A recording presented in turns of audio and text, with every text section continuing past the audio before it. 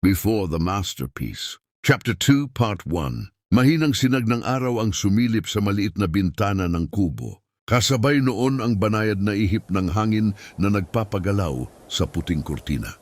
Tahimik ang paligid, maliban sa mahinang kaluskos ng kahoy na nasusunog sa pugon. Unti-unting nagmulat ng mata si Lucien. Agad siyang napakunot noo. Hindi ito ang silid niya. Wala ang mataas na kisame ng Blackwood Castle. Wala ang mamahaling chandelier. At lalong wala ang mga gwardiya niyang laging nakaabang sa labas ng kanyang pintuan. Sa halip, isang maliit na silid ang bumungad sa kanya. Simple lang ang mga gamit. May lumang aparador sa sulok, isang maliit na mesa na puno ng mga bote ng halamang gamot at ilang nakarolyong canvas na nakasandal sa dingding. May amoy ng bagong pitas na mint at lavender sa buong kwarto.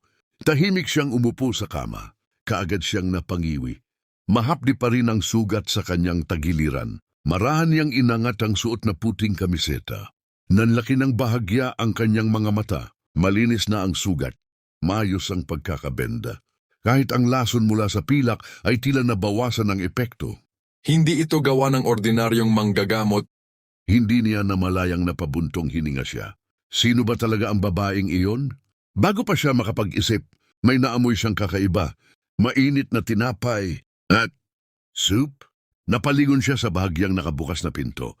May naririnig siyang mahinang paghuni.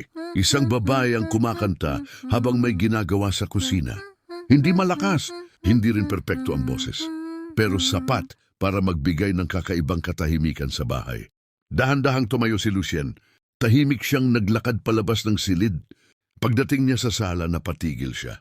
Nasa maliit na kusina si Elara. Nakatali ang mahaba nitong buhok sa simpleng ribbon. May suot itong puting blouse at lumang apron na may bahid ng iba't ibang kulay ng pintura. Mukhang hindi na yun matanggal kahit ilang beses labhan.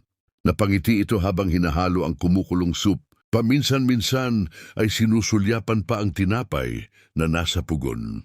Hindi nito napansing-gising na ang bisita. Tahimik lang siyang nagluluto habang patuloy sa mahinang pag-awit. Hindi maintindihan ni Lucien. Paano nagagawa ng isang tao na ngumiti ng ganun sa kabila ng simpleng buhay? Parang wala itong iniindang problema. Biglang nagsalita si Elara. Hindi magandang ugali ang manood ng tahimik. Napakurap si Lucien. Hindi pala siya nito na malayang lumabas. Narinig lang pala nito ang kanyang mga hakbang. Dahan-dahang lumingon si Elara. At nang makitang nakatayo na siya, agad itong ngumiti. Good morning. Parang normal lang ang lahat. Parang matagal na silang magkakilala. Napatingin si Lucien sa kanya.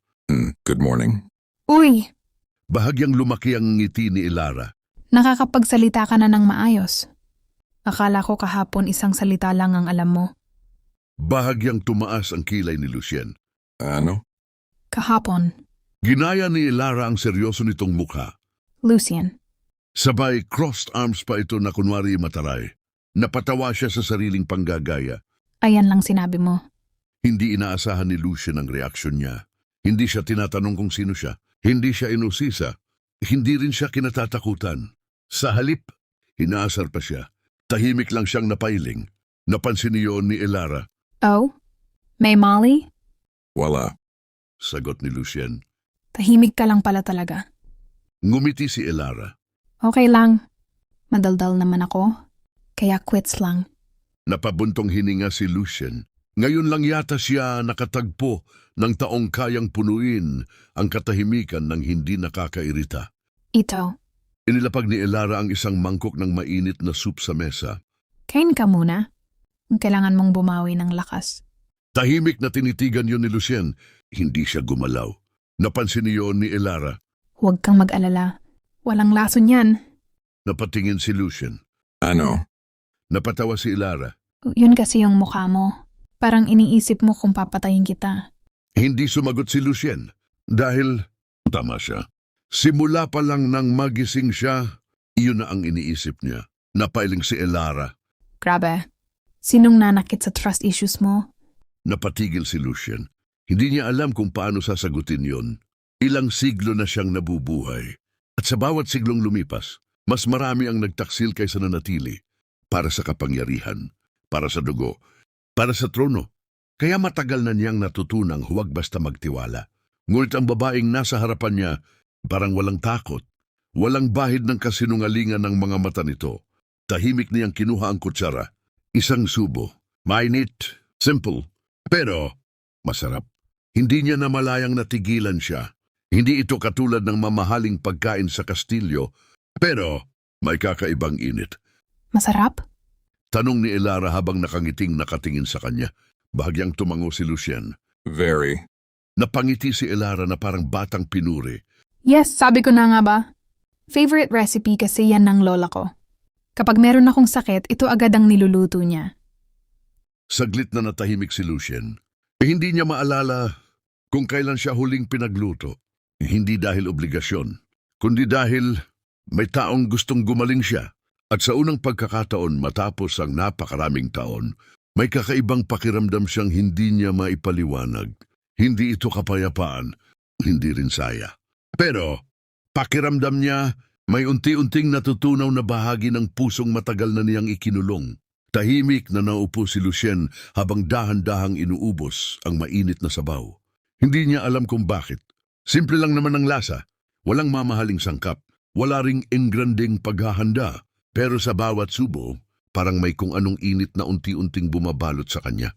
Napatingin siya kay Elara. Abala itong nagliligpit ng mga ginamit sa pagluluto. Paminsan-minsan ay sumisipol pa habang nagpupunas ng mesa. Parang wala itong ibang iniisip.